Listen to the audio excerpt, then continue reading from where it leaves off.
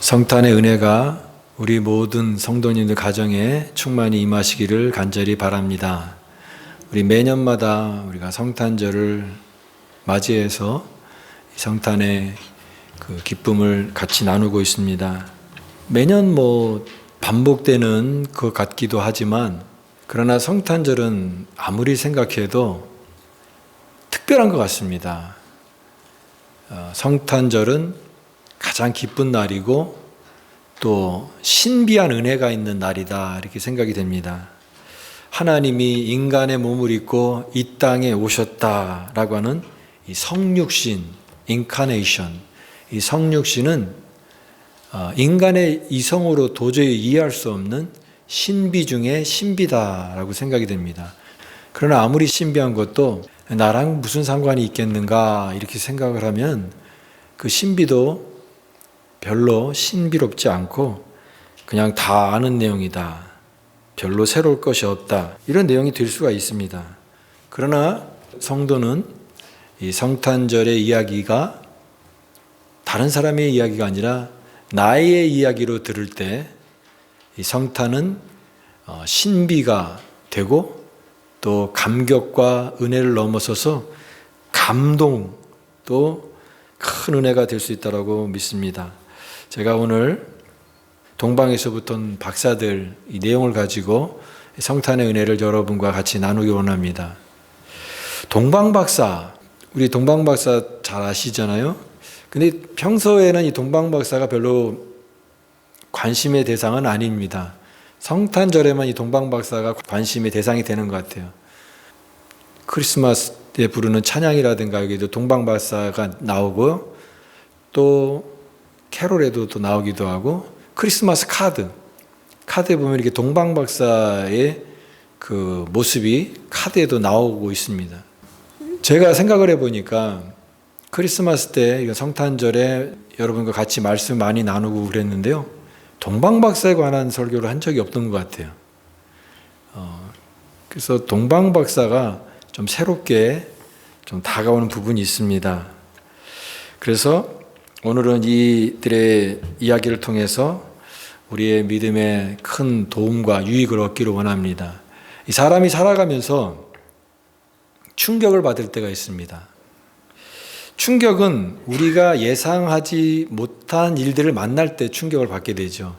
내가 이럴 거다라고 예상을 했는데 그 예상과 전혀 다른 일을 만나게 될 때 충격을 받잖아요. 저는 오늘 소개하고 있는 이 동방박사들이 어느 정도 충격을 받지 않았는가 생각이 됩니다. 그런데 그 충격이 오히려 예수님이 어떤 분이신지 또 복음이 무엇인지의 본질을 더 잘 드러내서 깨닫게 하시고 또 우리에게도 예수님이 어떤 분이신지 복음이 무엇인지를 더 선명하게 이해할 수 있는 그런 것이 되었다라고 생각이 됩니다. 그래서 우리는 복음을 더 잘 깨달을 수 있는 성탄의 그런 메시지가 되기를 원합니다. 그들이 받았던 충격이 뭘까? 동방박사들이 받았던 충격이 뭘까? 모두가 예수님께서 이 땅 가운데 왕으로 오신 것을 탄생을 다 기뻐할 줄 알았는데 그렇지 않은 모습을 볼 때에 이 동방박사들이 충격을 받았다라고 생각이 됩니다. 여기에 이 동방박사들이 나오는데 마귀라고 하죠. 마귀가 아니라 마귀. 이는 예전에 고대의 그 점성술사를 말합니다. 그러니까 동방박사는 점성술사, 이 별을 연구하고 그 별을 연구한 걸 통해서 이 지상의 일들을 어느 정도 예측하고 또 조언하기도 하는 그런 일을 하는 사람이 점성술사인데 이 동방박사는 그런 사람들이었을 것입니다. 그런 동방박사들이 별을 연구하다가 하늘에 너무나 큰 찬란한 별을 보게 된 것입니다. 그래서 그들의 경험상 이 별은 이 땅에 위대한 왕이 태어나는 징조로 생각을 했고 그래서 그 별을 보고 별을 따라왔던 것입니다. 그리고 잘 아는 대로 바로 이 탄생은 그냥 일반인 세상의 어떤 왕이 아니라 인류의 구원을 위해서 하나님께서 이 땅에 인간의 몸을 입고 오신 그 진정한 평화의 왕 예수 그리스도의 탄생을 의미하는 그런 별이 되었던 것이죠. 그래서 동방 박사가 기대하는 것은 이 별을 보고 우리가 왔지만 이 왕이 태어나는 것을 다 기뻐할 거다라고 생각을 했을 것입니다. 자기들도 너무나 흥분되고 또 기쁘고 이분이 과연 누구신가 궁금하기도 했지만 누구나 다 그렇게 생각했을 것이고 기뻐할 줄 알았습니다. 또 유대인들은 사실은 구약에 있는 그 성경에 보면은 유대인들은 항상 누구를 기다렸냐면 메시아를 기다렸습니다. 메시아 사상. 이 고난 많은 이 역사를 구원하실 우리의 구원자 메시아가 이 땅에 언젠가 그날이 오게 되면 우리는 진정한 평화를 누리게 될 것이다라고 하는 그 메시아를 소망하는 생각이 있었기 때문에 그 왕이 오셨다라고 하는 소식은 너무나 그들에게 기다리는 아름다운 정말 기쁨이 넘치는 그런 소식으로 생각했을 것입니다. 그런데 그 기대와 다르게 현실은 그렇지 않았다라고 하는 것이죠. 여기 오늘 2절 말씀 보니까 유대인의 왕으로 나신 이가 어디 계시냐? 우리가 동방에서 그의 별을 보고 그에게 경배하러 왔노라 라고 하니까 그 반응이 뭐냐면 이 3절 말씀에 헤롯 왕이 듣고 또 온 예루살렘이 소동했다라고 얘기하고 있습니다. 기뻐할 줄 알았는데 오히려 기뻐하지 않는 그런 모습을 여기서 보고 있는 것입니다. 헤롯 왕은 여기 나와 있는 그 헤롯 왕, 예수님 탄생 시기에 그 헤롯 왕은 그 헤롯 왕조를 이룬 첫 번째 그 초대 왕입니다. 그 헤롯 대제라고 하는데 이 사람은 아주 악명 높은 사람입니다.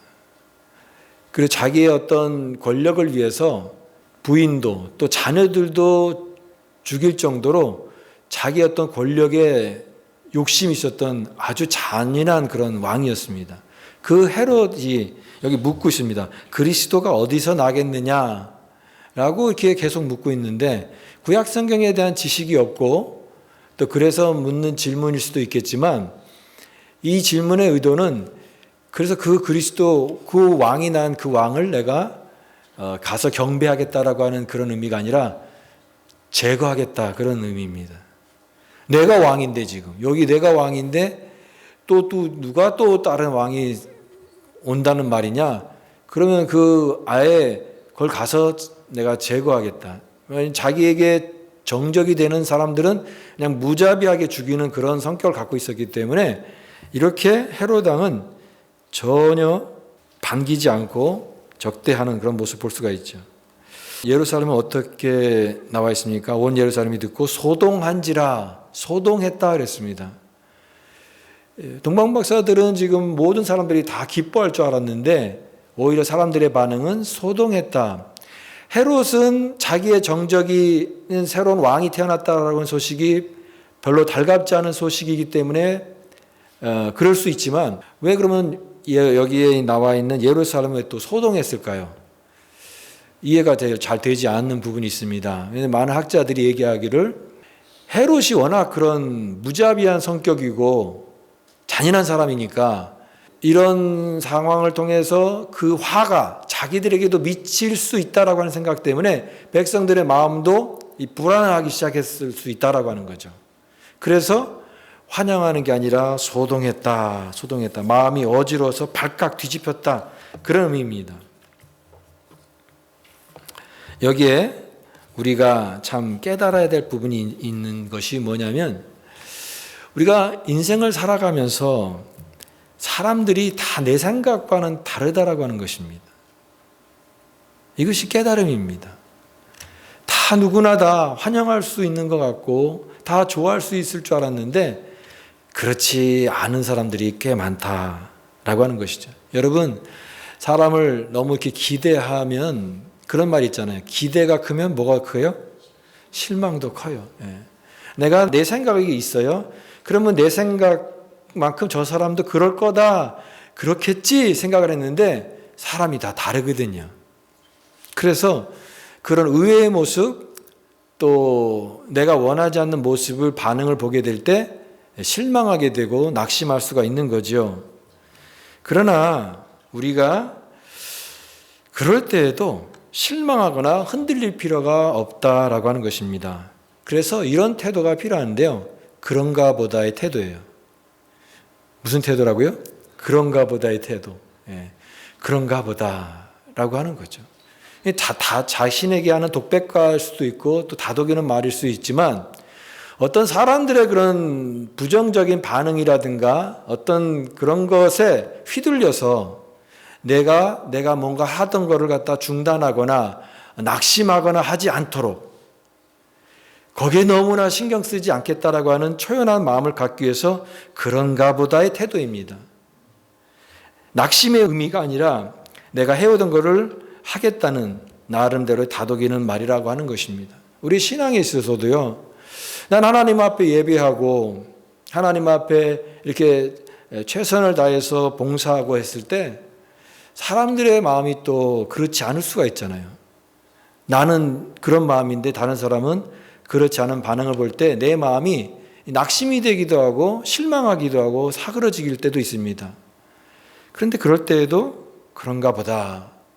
거기에 휘둘리지 않고 나는 예배하는 자가 되는 것이고 내가 하나님 앞에 헌신하는 삶을 그 사람들과의 어떤 그런 것에 상관없이 그 길을 뚜벅뚜벅 걸어갈 수 있는 삶, 그것이 바로 우리에게 필요하다라고 하는 것입니다. 그래서 내가 있는 그곳에서 바로 이 시간 하나님을 예배합니다. 하나님을 예배하는 자가 되어야 되는 것이죠.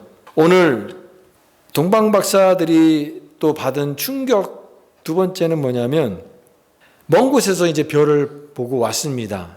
이제 별을 보고 이 세상에 오실 왕을 경배하기 위해서 온 사람들이에요. 이제 그 아기 예수를 만났습니다. 그리고 최선을 다해서 경배를 하고 이제 그들은 다시 고국으로 돌아가야 됩니다. 그런데 그 돌아가는 길에 처음에 왔던 그 헤롯 왕을 다시 만나서 우리가 그 왕을 보게 되었고 이제 고국으로 돌아갑니다. 가는 길에 그 헤롯 왕을 또 만나는 그 절차를 가져야 되는 게 당연합니다. 그런데 하나님께서 그것을 막으셨습니다. 왜냐하면 헤롯에게 돌아가지 말라라고 말씀하신 꿈을 통해서 만약에 그 헤롯에게 돌아가서 이 동방박사들이 돌아가서 헤롯에게 이야기를 했으면 어떤 일이 일어났을까요?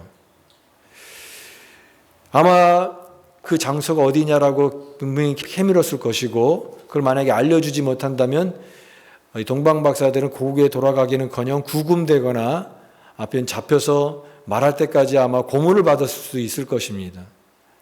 그런데 그런 상황을 피하게 하기 위해서 하나님께서 그들에게 꿈으로 나타나셔서 헤롯에게 가지 말고 돌아가라.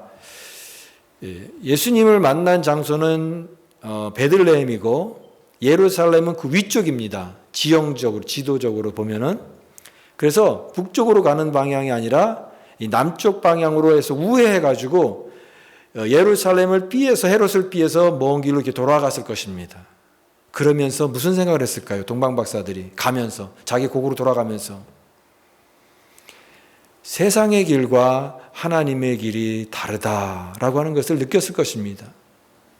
이 땅의 왕의 어떤 그런 오신 왕이 예수 그리스도이시지만 그분이 세상의 왕이 아니라 그분은 이 세상 길과 다른 길을 가시는 분이다라고 하는 것을 분명히 깨달았을 것입니다. 세상의 길은 예수님 걸어가신 길과 다른 것이죠. 우리가 예수님을 따르는 길도 마찬가지입니다. 우리가 예수를 믿으면서 그 길을 걸어가는 그 길 가운데 하나님의 축복도 있고 하나님의 구원도 있고 은혜도 있고 감사와 기쁨이 넘칩니다. 그러나 그것만 있는 게 아니라 예수를 따르는 길에는 고난도 있습니다. 어려움도 있습니다. 때로는 십자가의 길이기도 합니다. 어려움이 있어요. 그러나 자기 부인과 자기 십자가를 지고 따르는 그 어려운 길이지만 그러나 그 길을 세상 길이 아닌 그 길을 걷게 하신다라고 하는 것입니다. 여러분 예수 믿는 길은 우리에게 또 불편한 길이 될 수 있어요. 힘든 길이 될 수 있습니다. 내가 예수 믿는데 왜 이렇게 힘든 일이 많지? 어려운 일이 있지? 라고 얘기했을 때 그걸 이상하게 생각하지 마시고 내가 지금 정상적으로 하고 있다 이렇게 생각하시기 바랍니다. 일이 착착착 잘 풀리는 게 정상이 아닙니다. 일이 잘 풀릴 때도 있지만 잘 풀리지 않은 그런 순간들도 있다라고 하는 것이에요. 그럴 때에도 나는 잘하고 있다 이렇게 생각하시기 바랍니다. 세상은요 자꾸 우리를 익숙한 길로 가라고 얘기합니다.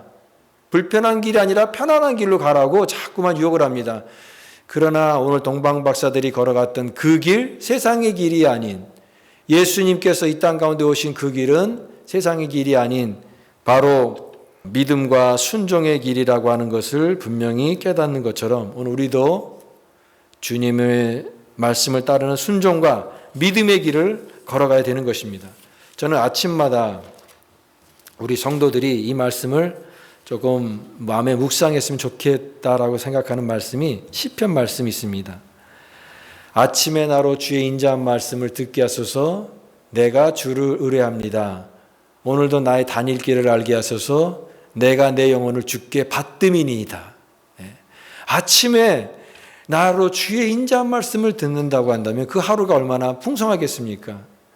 우리가 하루를 많은 길을 다니고 인생의 길을 다닐 텐데 하나님 오늘도 다닐 길을 알게 하소서. 하나님의 인도받는 인생이 되게 하여 달라고 하는 이 시편의 고백처럼 우리가 세상 길을 걸어가는 사람들이 아니라 하나님의 길, 믿음과 순종의 길을 걸어가는 그 길이 다르다라고 하는 것을 이 동방박사들의 모습을 통해서 깨달을 수 있습니다. 마지막으로 이들이 받은 충격은 뭐냐면 유대인으로 왕으로 오신 그 예수님을 만나게 되었습니다. 그런데 자기들이 예상했던 것과 다른 모습이었던 거예요. 유대인의 왕으로 오신 그 왕이 그래도 화려한 그런 왕의 모습을 가지고 있을 줄 알았어요. 굉장한 장소는 아니다 할지라도 어떤 그런 구별된 어떤 좋은 장소에서 또 많은 사람들의 관심과 사랑과 어떤 그런 존경과 그런 것을 통해서 거기에 계실 줄 알았는데 그렇지 않았다고 하는 것입니다. 현실은 베들레헴의 한 집에 그 집에 있는 어린 아기 예수를 만났다라고 하는 것입니다. 전혀 예상하지 못했던 그 초라해 보이는 우리 여기 마태복음에서는 한 집이라고 되어 있는데 다른 복음서 예를 들면 누가복음서에는 여관이 없는 방에 마구간 구유에 태어났다 이렇게 기록되어 있습니다. 예수님께서 마태복음에서는 한 집이라고 되어 있는데 누가복음에서는 마구간이라고 하는 게 어떻게 다르게 나타났냐? 그것을 보도하는 시기의 차이입니다. 종합해서 복음서를 종합해 보면 마구간 같은 곳에서 예수님 태어나셨지만 거기에 또 집도 있는 형태인 거죠. 집과 연결된 외양간 같은 초라한 곳에서 태어날 가능성이 높다라고 하는 것입니다. 어쨌든 예수님은 부유하게 또 왕같이 많은 사람들의 어떤 외형적인 모습을 가지고 태어나신 것이 아니라 아주 초라해 보이고 아주 가난해 보이고 별 볼 일 없어 보이는 그런 모습으로 이 동방박사들이 발견했습니다. 동방박사들이 얼마나 처음에 당황했겠습니까? 이분이 정말 왕으로 태어나신 분이신가? 그런데요, 동방박사들은 그 아기 예수를 보고 그 앞에 엎드려 그들이 준비해온 가장 소중한 그 예물을 황금과 유황과 모략을 드리면서 그 아기께 엎드려 절했습니다. 엎드려 절했어요.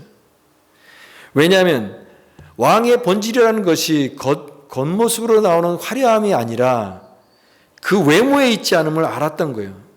그래서 예수님이 이 세상을 다스릴 진정한 왕이라는 것을 그 모든 말씀과 그 별의 인도함과 그 과정을 통해서 그들이 깨달았고 그래서 그 앞에 엎드려 경배한 것입니다.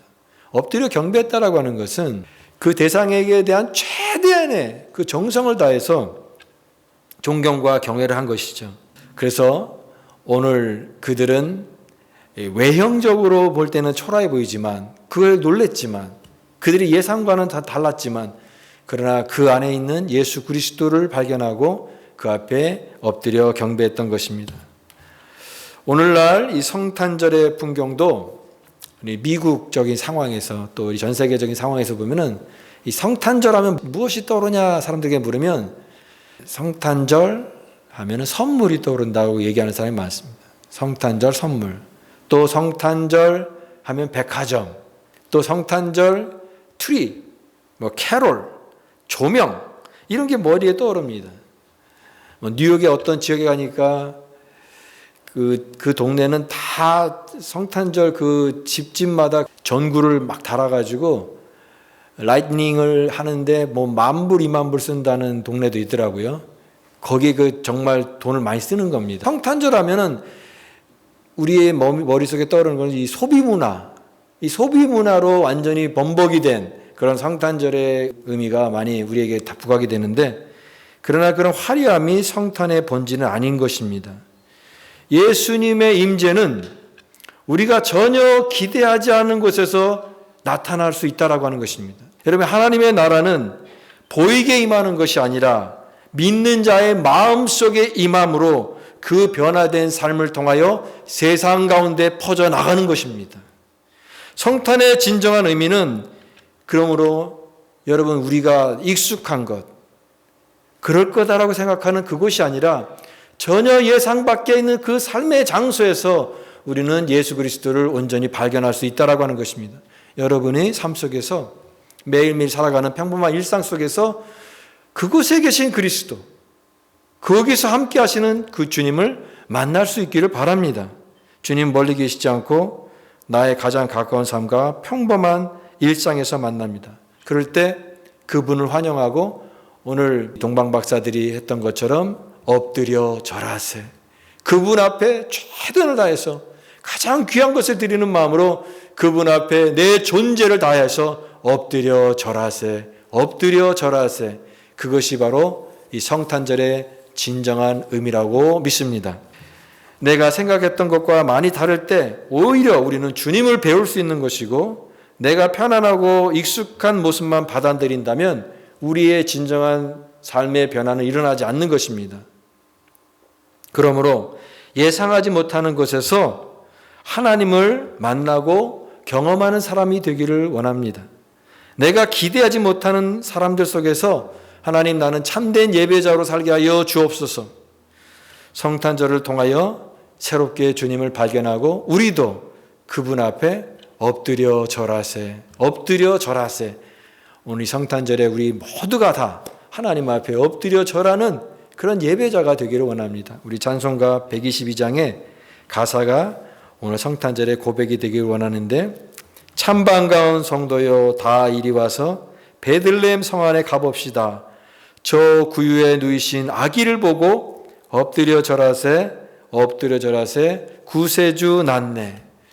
오늘 우리 가운데 오신 예수 그리스도, 그분 앞에 우리의 몸과 마음을 다해 엎드려 절하세 예배함으로 주님을 영화롭게 하는 거룩한 성도들이 다 되실 수 있기를 간절히 바랍니다.